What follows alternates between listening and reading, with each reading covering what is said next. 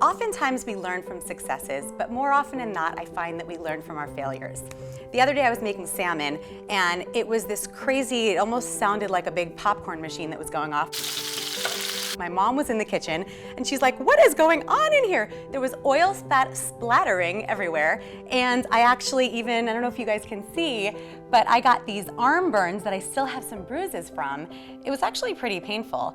And I want to show you how to avoid these accidents in the kitchen and make the most amazing, crispy, succulent salmon you'll have ever tried. I'm going to show you variations, salmon in a burger, salmon on a salad. I can't wait to show you how.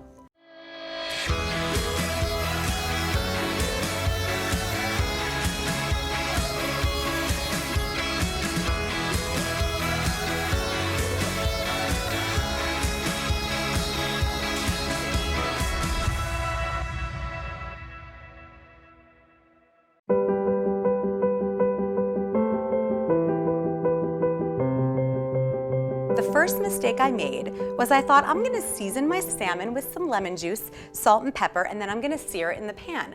But what happens when you put a wet salmon into a hot, oily pan? What do you think? What happens? Yeah, that's what happens. It splatters everywhere because wet on oil is a really bad idea. And I never knew that until I had to experience the splatter. So what I'm gonna advise you to do is to dry your salmon. Don't even worry about marinating it because the lemon can come later and do the same seasoning thing. So I'm just gonna dry the salmon, and I'm actually gonna dry it on both sides. And I like searing salmon with the skin. You can totally do it without skin, but I love the crispy skin. So, and then I'm just gonna season it with a little bit of salt and pepper.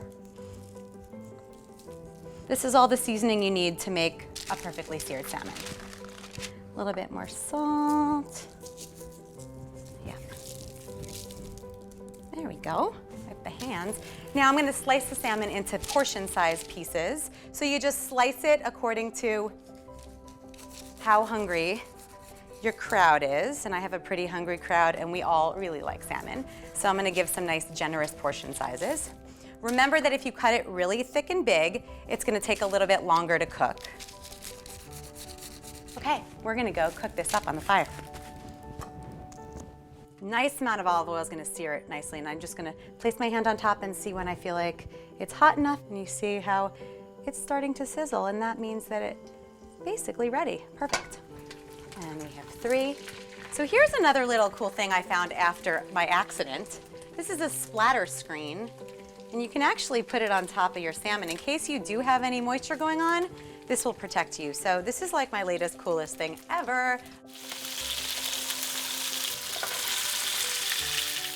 So our salmon is all ready, and you can tell just by the color. Can you still hear it sizzle? It's got this beautiful brown color, and it's gonna be, I think, perfect. Let's dig in and see just a little bit of a middle. There we go. Oh yes, you see, it's nice and cooked in the middle with a little bit of a pink color. Perfect. You don't want to overcook it, so watch it carefully. Now, I want to show you a couple of ways that I love to serve this up, using leftovers and just plating it differently. So, first things first, nothing beats a salmon salad.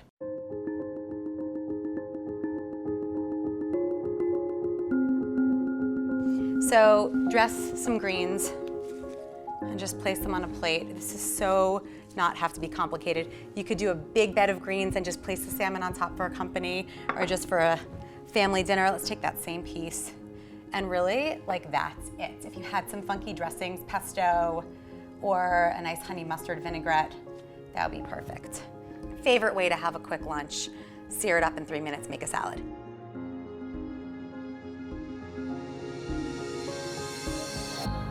Second idea that I have for you guys today, I make these leftover salmon burgers. Super easy, use the cooked salmon. I'm gonna take the skin off, and I use all the little brown stuff at the bottom because it's all the fatty yumminess. So you just mash your salmon. You could totally make these salmon burgers without cooking the salmon. Like, you could pop it in the food processor with raw salmon, but I mean, why not use leftovers? It's the best. So I have some onions that I fried up.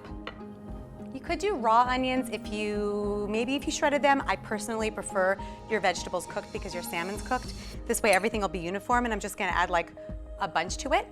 if I had some cooked up mushrooms or spinach or zucchini, carrots, what else? I mean, any vegetable that you have can go into these salmon burgers. And I'm gonna add an egg. And I'm gonna mix it all together. Once you add your egg, you're gonna decide if it looks a little watery. Now you can either refry these with a little spray or a tiny bit of oil, or I personally prefer to just do them in the oven because I've already fried the salmon, so you don't need the extra fry. I think I'm gonna add a little bit of flour, because can you see it's a little bit watery? And by adding almond flour, you're not adding any extra sugars or carbs, so this keeps it super light, but binds it together. So I'm just gonna roll these patties up, place them on a pan and pop them in the oven, and I'll show them to you when they're done.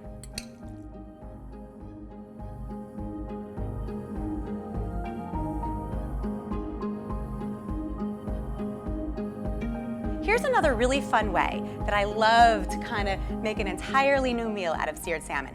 So I fry up an onion with some, I have it here just to show you. Can you guess what this is?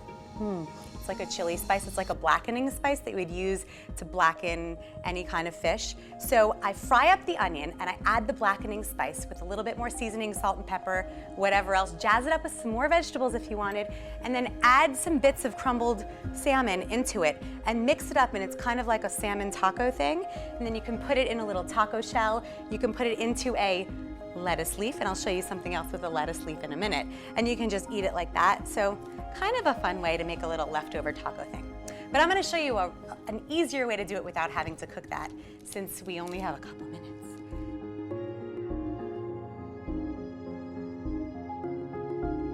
So I'm gonna take a piece of lettuce. Let's put it on, let's make it a little smaller so we can bite into it and put it on a plate. And you can either debone them. I thought I deboned them well, but if you find some more bones, please pull them out. Yeah, you know the best way to debone is to use a tweezer. Yes, not the same one you pluck your eyebrows with, a different tweezer that you keep in the kitchen, and you can pluck hairs off of your chicken and all those other details that you don't want to eat. I've got some little seaweed crisps. They sell these everywhere now, and you can just, they're like these seasoned Korean style seaweed crisps. And of course, always season with a little salt and pepper. I have some parsley here. You could use cilantro or any favorite herb, just for some flavor and color. And then I have a mustard sriracha sauce. And this one, I'm sorry, I need to take a bite of, because I'm excited to see if this is good. Ready? Try to get like everything in a bite.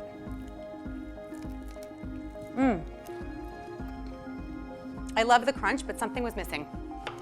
I wish I had a mango, but peach is the closest that I have to mango in my kitchen. And I think that by adding a little splash of sweet, it'll make this really a lot better. There we go. See, it's not always best on the first try. Let's take a bite with the peach. Here I go, getting messy again. Yes, exactly. That's what I'm talking about. Contrast, sweet, salty, spicy. Perfect. I hope you guys make these at home. As always, tell me about your flexible ideas for transforming any dish the next day into something fantastically awesome, so you can get the heck out of the kitchen and go enjoy the outdoors and have some fun. See you guys soon.